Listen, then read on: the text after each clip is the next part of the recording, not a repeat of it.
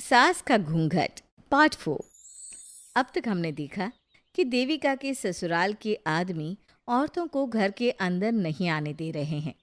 देविका उन्हें पुलिस में जाने की धमकी देती है, जिससे पूरे गांव में अफरा तफरी मच जाती है। तभी गांव का एक आदमी सरपंच को बुलाकर ले आता है। सरपंच उनके घर के बाहर का नज़ारा देखकर कहते हैं, जोगिंदर जी, ये आपके घर की औरतों ने कैसा हंगामा मचा रखा है। आपका घर तो संस्कारों की मिसाल था, लेकिन ये मैं क्या देख रहा हूँ। आपके घर की किसी औरत ने घूंघट नहीं कर रखा। अब सरपंच जी, हमारे घर की औरतों को इस देविका ने बहकाया है। हमने पहले ही इन सबको चेतावनी दी थी कि अगर ये घर से बाहर गई तो हम इन्हें घर में नहीं आने देंगे। अब ये देविका हमें धमकी दे रही है कि पुलिस को बुलाएगी। क्या? पुलिस? इस गांव का बरसों पुराना इतिहास रहा है। इस गांव में कभी पुलिस नहीं आई। गांव के सभी फैसले हमने मिलजुल कर किए हैं। जोगिंदर, तुम्हारे घर का फैसला पंचायत करेगी। सरपंच जी, आपने ठीक कहा। पंचायत दोनों तरफ की बातें सुने और जो भी फैसला पंचायत करेगी वो हमें मंजूर होगा। तो ठीक है, आज दोपहर को सभी गांव की चौपाल पर इकट्ठा होंगे और वहीं तुम्हारे घर का फैसला होगा। सरपंच वहां से चला जाता है। घर के आदमी घर के अंदर जाकर दरवाज़ा बंद कर लेते हैं और घर की औरतें वहीं घर के बाहर पेड़ के नीचे बैठ जाती हैं। तभी विमला कहती है, देविका बहू, तुम्हें भूख लगी होगी ना? नहीं माँ जी, मुझे भूख नहीं लगी, मैं ठीक हूँ। बहू, तेरा बच्चा छोटा है अभी, तुझे भूखा नहीं रहना चाहिए। वीना, सुजाता, जाओ पास में जो पंडित जी का बाग है ना, वहाँ से कुछ फल तोड़ लाओ। वीना और सुजाता पास के बगीचे से खूब सारे फल तोड़ कर ले आती हैं। सभी औरतें फल खाती हैं। तभी देविका कहती है, आप सब घर से बाहर निकली, घूंघट उतार दिया तो इन मर्दों की इज्जत चली गई, लेकिन हम सब घर के बाहर भूखे प्यासे बैठे हैं। इस बात पर इन अहंकारी मर्दों को शर्म क्यों नहीं आ रही? हाँ देविका, तुम ठीक कह रही हो। अगर हम मर भी जाए ना, तब भी इन मर्दों के लिए इनके बनाए गए नियम कानून ही अहम रहेंगे, हम नहीं। सुजाता भाभी, मुझे तो सबसे ज़्यादा सचिन पर गुस्सा आ रहा है। उसने मुझसे लव मैरिज की थी, क्या क्या वादे किए थे कि मेरा साथ कभी नहीं छोड़ेगा, और आज उसने मेरा साथ छोड़ दिया। अपने बच्चे को एक बार भी नहीं देखा उसने।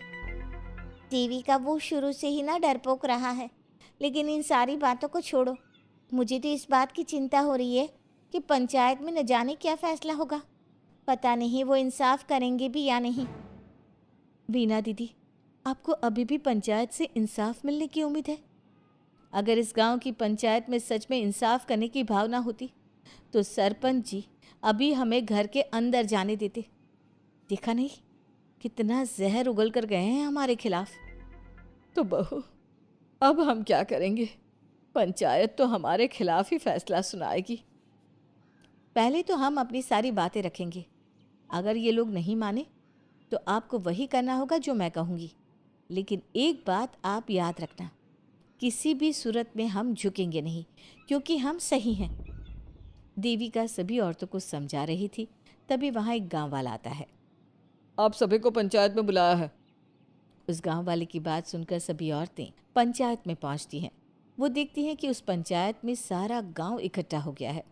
बहुत सारी औरतें लंबे लंबे घूंघट करके वहां आई हुई हैं। तभी पंचायत की कार्यवाही शुरू की गई और घर के आदमियों से पूछा गया कि वो घर की औरतों को घर में क्यों नहीं रखना चाहते। हमारे घर की औरतें ना तो घूंघट उतारती है और ना ही किसी डॉक्टर से इलाज करवाती है, और हमारे मना करने के बाद भी इन सब ने घर से बाहर कदम रखा, हमसे ऊंची आवाज़ में बात की। हमने इन सबको चेतावनी भी दी, लेकिन इन्होंने हमारी बात नहीं सुनी।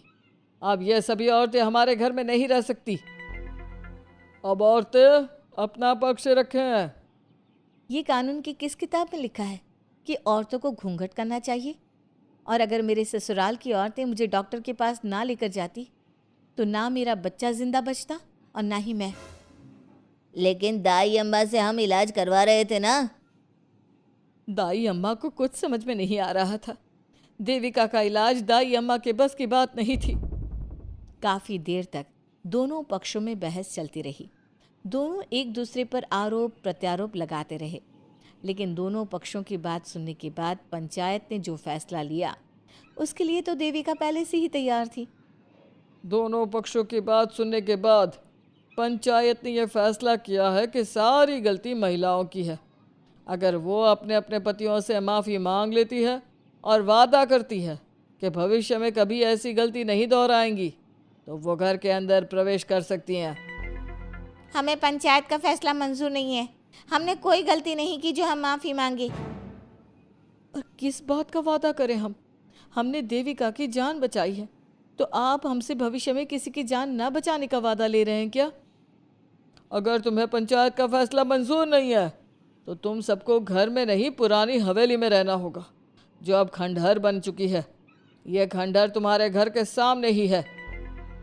सरपंच जी, आपका फैसला सही नहीं है। एक बार और सोच लीजिए इस फैसले के बारे में।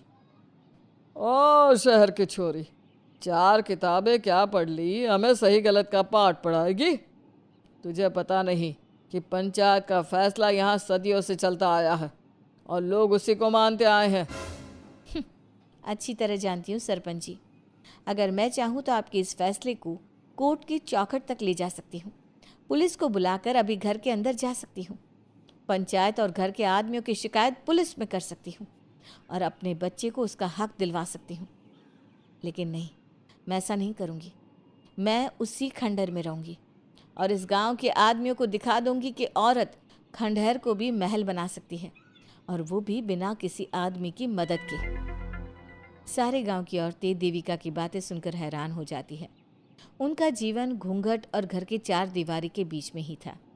कोई औरत अपने हक के लिए पंचायत से भी टकरा सकती है, ये बात उन्होंने पहली बार सुनी थी। अब देविका घर की औरतों के साथ खंडहर में चली जाती है। माँ जी, ये खंडहर तो काफ़ी पुराना है। भाभी, खंडहर पुराने ही होते हैं। मुझे तो डरावना भी लग रहा है। मैं डर की वजह से कभी इस खंडहर के आसपास भी नहीं आई, लेकिन मुझे क्या पता था कि एक दिन इसी में रहना पड़ेगा। ये तो टूटा फूटा भी पड़ा है। माँ जी, एक काम करते हैं, ये खंडहर तो काफ़ी बड़ा है, इसलिए एक हिस्से की साफ सफाई करके उसे ही रहने लायक बना देते हैं। बाद में धीरे धीरे पूरा खंडहर ठीक कर लेंगे। हाँ बहू, तुम ठीक कह रही हो। विमला भाभी और मैं इस खंडहर के टूटे हुए हिस्सों पर मिट्टी और ईंटें लगा देते हैं। सुजाता और वीना, तुम साफ सफाई कर लो। सभी औरतें मिलकर खंडहर के एक हिस्से को सुधारना शुरू कर देती है और काफ़ी देर तक मेहनत करने के बाद वो उस हिस्से को काफ़ी हद तक अच्छा कर लेती हैं। और इसी तरह रात हो जाती है। सभी औरतें बैठकर बात करती है। माँ, हमने इस खंडहर को घर तो बना दिया है, लेकिन ये घर चलेगा कैसे? हाँ माँ जी, मैं भी यही सोच रही हूँ। और हम सब तो बड़े हैं, गर्मी सर्दी भूख कुछ भी आसानी से बर्दाश्त कर सकते हैं। लेकिन देविका का बेटा बहुत छोटा है, उसे तो हमें अच्छी तरह से पालना होगा ना। मैं भी यही सोच रही हूँ कि आगे हमें क्या करना चाहिए। कम्मू और मैं मिलकर मिट्टी का चूल्हा और मिट्टी के बर्तन बना देते हैं। कुछ दिन के लिए खाने का इंतज़ाम भी हो जाएगा, क्योंकि यहाँ पर खेत और बाग बगीचे आसपास ही हैं, कहीं से कुछ भी ले सकते हैं। पहले आप मुझे ये बताइए कि आप सब लोगों को आता क्या है?